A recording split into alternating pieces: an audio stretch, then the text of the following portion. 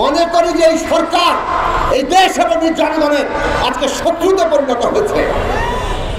এরা আমাদের অধিকার কেড়ে নিচ্ছে।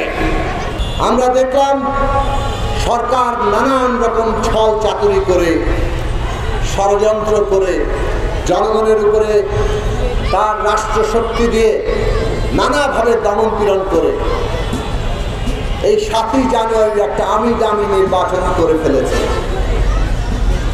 আমি দামি হয়েছে না?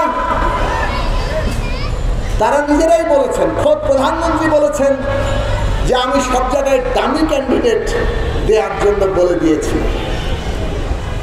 আমাদের কোনো দাবি না, কিন্তু ওনারা যা করেন নিজেরাই দানিম দালে বেশ ফলাও করে বলেন, সেটাই আমরা বলছি যে আমি আর দামির নির্বাচন। এই আমি দামি নির্বাচন করে ওরা এখন আবার ক্ষমতায় বসেছেন। এখন বলছেন 29 সালের নির্বাচন নিয়ে কথা বলতে হবে। নির্বাচন নিয়ে নাকি এখন আর কথা বলা যাবে না। অবশ্য মানুষের মধ্যে অনেকে আমাকে জিজ্ঞেস করেন, ভাই সরকার কি 5 বছরের জন্য টিকে গেল, আবার কি 5 বছরই থেকে যাবে? এই প্রশ্ন কিন্তু করেন।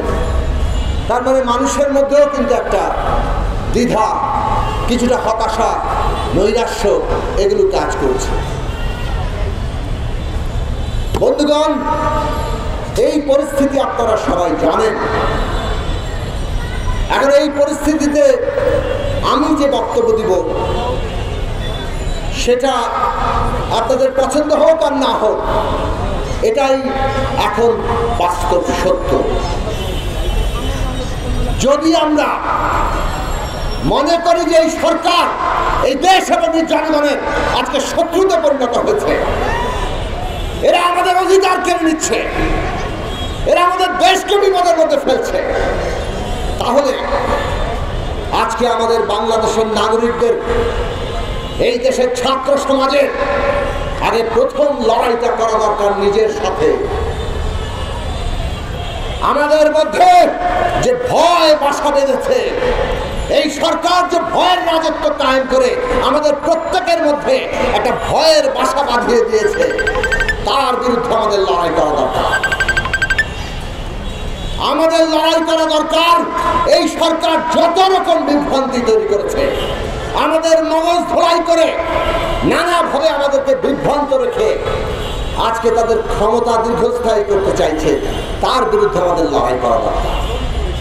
যদি আপনি নিজের ভেতরে যে ভয় বাসা বেঁধেছে, যে বিভ্রান্তিতে আপনি আছেন, তার বিরুদ্ধে লড়াই ঠিক মতো করতে পারেন, ঠিক মতো চোখ মেলে তাকাতে পারেন, একটু সাহস করে মেরুদণ্ড সোজা করে তাকাতে পারেন, তাহলে দেখবেন চারপাশে কি ঘটছে।